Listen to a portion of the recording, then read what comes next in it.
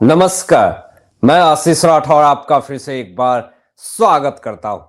महाराष्ट्र में 20 नवंबर को विधानसभा चुनाव होने को है और विधानसभा चुनाव होने से पहले महाराष्ट्र में कांग्रेस की जो स्थिति है वो पूरी तरीके से खराब हो गई है।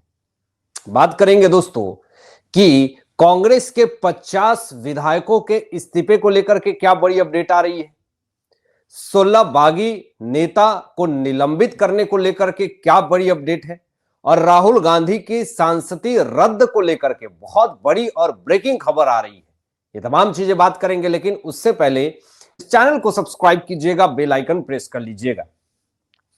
दोस्तों, एक बहुत बड़ा मामला है और यह मामला कांग्रेस पार्टी के विधायकों का है और मैं आपको बता दूं कि जब भी कांग्रेस की जहां पे सत्ता है, सरकार है, जब उनके पार्टी के विधायक और नेता जब इनसे नाखुश होते हैं, नाराज होते हैं और जब उनकी सत्ता जहां पे जो सीएम होता है, इनका जो आला कमान है, जब इनको लगने लगता है कि हमारे पार्टी के नेता अब तो हमें छोड़ करके चले जाएंगे, तो ये लोग एक एजेंडा सेट कर लेते हैं और ये कहते हैं कि हमारे अब नेता विधायक हमें छोड़ करके बीजेपी में शामिल हो रहे हैं और कुछ करोड़ रुपए का आरोप लगा देते हैं। फिर से एक मामला दोस्तों आ गया है सामने, कांग्रेस के 50 विधायकों के इस्तीफे को लेकर के जो बड़ी और ब्रेकिंग अपडेट मैं आपको बता रहा हूं कि कर्नाटक के सीएम सिद्धारमैया जहां मुख्यमंत्री हैं, इनके ऊपर पहले से आरोप लगे हुए हैं, भ्रष्टाचार का आरोप लगा हुआ है, इनके ऊपर जांच को लेकर के आदेश दे दिए गए हैं, इनको मनी लॉन्ड्रिंग का मामला है, जमीन हड़पने का मामला है, अवैध तरीके से पैसा कमाने का मामला है, तमाम चीजें इनके ऊपर मामलाएं चल रही हैं।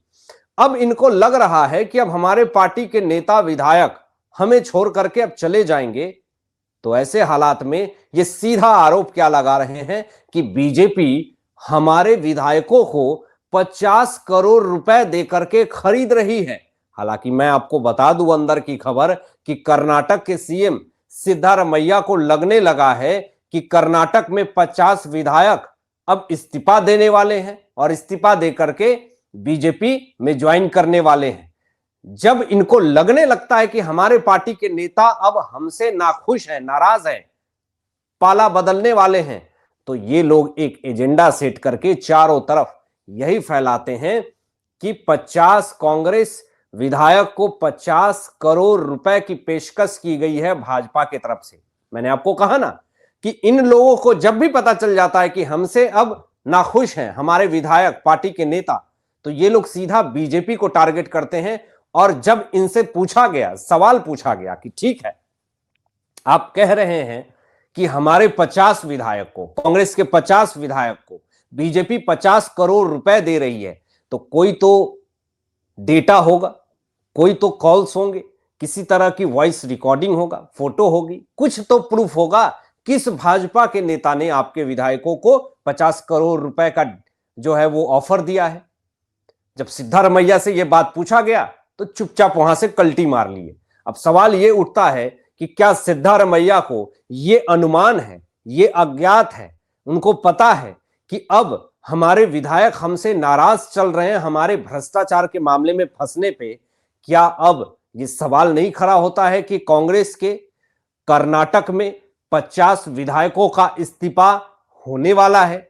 आगे जरा देखिए कि आगे सिद्धारमैया कहते हैं कि भाजपा ने मेरी सरकार को अस्थिर करने की कोशिश की है।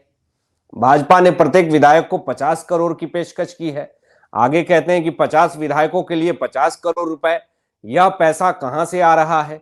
क्या बीएस येदियुरप्पा और बसवराज बोम्मई नोट छाप रहे हैं? पैसा कहां से आ रहा है? यह भ्रष्ट धन है और उनके पास करोड़ों रुपए हैं और वे इसका इस्तेमाल 50 करोड़ रुपए में विधायकों को खरीदने के लिए करते हैं। हमारे विधायक सहमत नहीं थे, इसलिए उन्होंने मुझे बदनाम करना और हटाना शुरू कर दिया। सबसे पहले तो आप जो ये आरोप लगा रहे हैं कि बीजेपी 50 करोड़ में हमारे 50 विधायकों को खरीदने की कोशिश कर रही है, तो क्या आपके विधायकों का भरोसा इतना जो है वो कमजोर है और आपको अपने विधायकों पे इतना भरोसा नहीं है? यानी भरोसे की कमी है। आप सोच लीजिए कि कोई अगर किसी को पैसा देगा तो वो चला जाएगा, इतना भरोसा कमजोर है कांग्रेस पार्टी को लेकर के आपके विधायकों में? तो पहला तो सवाल ये उठता है। दूसरी चीज कि जो ये स्टेटमेंट दे रहे हैं कि पैसा कहां से आ रहा है, वो ये स्टेटमेंट दे रहा है, वो ये सवाल पूछ रहा है कि पैसा कहां से आ रहा है, जिसके ऊपर खुद करोड़ों रुपए के भ्रष्टाचार के आरोप लगे हुए हैं। तो अब इसका कंक्लूजन यही निकलता है दोस्तों कि कर्नाटक में 50 विधायक कभी भी पलटी मार सकते हैं, कभी भी सरकार उलट पुलट हो सकती है, कुछ भी हो सकता है। अब आगे दोस्तों बात करें, बड़ी और ब्रेकिंग खबर सामने आ रही है कि सिद्धारमैया का एक स्टेटमेंट यह भी आता है कि बीजेपी ने घूस में करोड़ों रुपए कमाए हैं।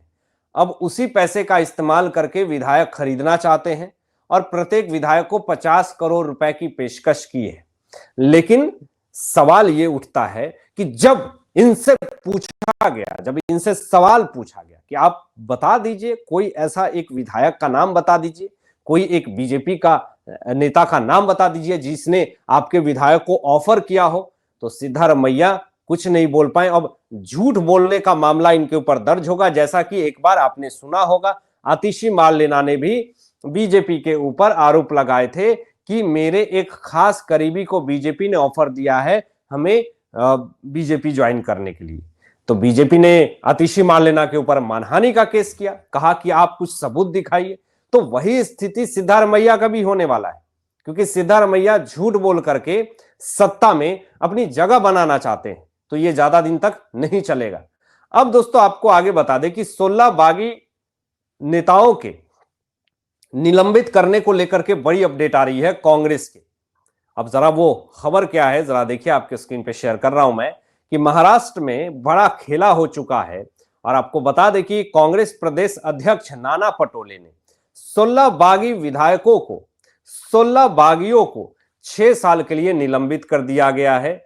यह बड़ी और ब्रेकिंग खबर है, यानी 16 बागी नेता को निलंबित किया गया। इससे महाराष्ट्र में और ज्यादा अफरा तफरी का माहौल है। 20 नवंबर को विधानसभा चुनाव है और उसके पहले कांग्रेस बागी नेताओं को निलंबित कर रही है। कुछ नेता जो हैं वो बीजेपी ज्वाइन कर चुके हैं, अपने आपस में फूट दिख रही है। ऐसे हालात में हमें नहीं लगता कि कांग्रेस की सत्ता महाराष्ट्र में आएगी। गठबंधन ये कितना भी कर ले, जोर कोशिश में है और चारों तरफ से हुंकार यही बज रही है कि फिर से इस बार बीजेपी की सरकार महाराष्ट्र में दिख रही है। अब दोस्तों मैं आपको आगे बताने वाला हूं कि राहुल गांधी की सांसदीय रद्द को लेकर के क्या बड़ी अपडेट आ रही है। जरा खबर देखिए, आपको दिखाता हूं मैं कि वायनाड के लोगों ने स्टेटमेंट दिया है कि राहुल गांधी ने कुछ काम नहीं किया, 5 साल मिले नहीं, हमारी भाषा भी नहीं समझते, प्रियंका भी उनकी तरह हाई प्रोफाइल नेता है। यानी सबसे बड़ा सवाल यह है कि जब वायनाड के लोग ही ये बात कह रहे हैं कि राहुल गांधी ने कुछ काम नहीं किया, तो ऐसे हालात में वायनाड की जनता मांग कर रही है कि हमें ऐसे सांसद की कोई जरूरत नहीं है जो हमारी लैंग्वेज को नहीं समझे, जो हमारी जरूरत को नहीं समझे। और हमने सोचा था कि प्रियंका वाड्रा हाई प्रोफाइल नेता है, वो भी हमारी प्रॉब्लम्स को समझेंगी, लेकिन हमारी प्रॉब्लम्स को कोई नहीं समझ रहा है। तो वायनाड की जनता राहुल गांधी की सांसदी रद्द करने की मांग कर रही है। अब ऐसे हालात में राहुल गांधी कितने दिन तक सांसद बने रहेंगे, यह सबसे बड़ा सवाल खड़ा होता है। हालांकि आप क्या सोचते हैं इन तमाम मुद्दों पर अपने विचार जरूर कीजिएगा और ऐसे ही लेटेस्ट अपडेट पाने के लिए इस चैनल को सब्सक्राइब करके बेल आइकन प्रेस कर लीजिएगा और अपने दोस्तों में शेयर जो कीजिएगा। Thanks for watching my video. जय हिंद, सत्यमेव जयते।